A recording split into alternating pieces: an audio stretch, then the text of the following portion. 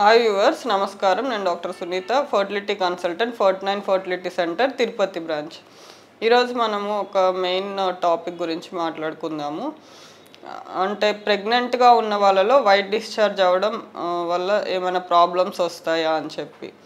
So జనరల్గా ఏంటంటే pregnancy confirm అయినప్పటి నుంచి లైట్గా వాటరీ డిశ్చార్జ్ అనేది నార్మల్ అనమాట. అలా కాకుండా ఎక్కువ థిక్గా white discharge are greenish discharge are curdy discharge అలా వస్తుంటే కనుక ఒక్కసారి ఏమన్నా ఇన్ఫెక్షన్స్ ఉన్నాయా అని చెప్పి గైనకాలజిస్ట్ని కన్సల్ట్ అయ్యి చెక్ చేసుకోవాల్సి ఉంటుంది. ఎందుకంటే ఇట్లా సివియర్ వైట్ డిశ్చార్జ్ అనేది it is one of the cause of infection అనమాట. సో ఇలా ఇన్ఫెక్షన్ ట్రీట్ చేసుకోకుండా ప్రొలాంగ్డ్గా ఉండడం వల్ల బేబీకి ఎఫెక్ట్ అయ్యే ఛాన్సెస్ ఉంటాయి. అంటే అర్లీ ప్రెగ్నెన్సీలో అయితే మిస్క్యారేజెస్, లేదు కొంచెం లేటర్ టైమింగ్స్లో అయితే కనుక ప్రీటర్మ్ డెలివరీ ఇలా అయ్యే ఛాన్సెస్. కొన్ని రకాల ఇన్ఫెక్షన్స్ ఏంటంటే బేబీకి కూడా స్ప్రెడ్ అయ్యే అవకాశం అనేది ఉంటుంది.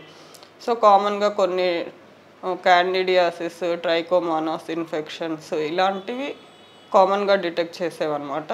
గైనకాలజిస్ట్కి మీరు మీట్ అయ్యారంటే ఆ వైట్ డిశ్చార్జ్ని వాళ్ళు ఎగ్జామినేషన్ చేసి దాన్ని బట్టి క్లినికల్గా కానీ మెడిసిన్స్ ఇస్తారు, లేదంటే డిశ్చార్జ్ని టెస్ట్కి పంపించి ఇన్ఫెక్షన్ కన్ఫర్మ్ అయిన తర్వాత అయినా మెడిసిన్స్ అనేది ఇస్తారనమాట.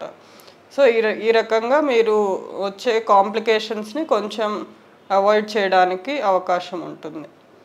So hope this information is helpful for you. Thank you very much.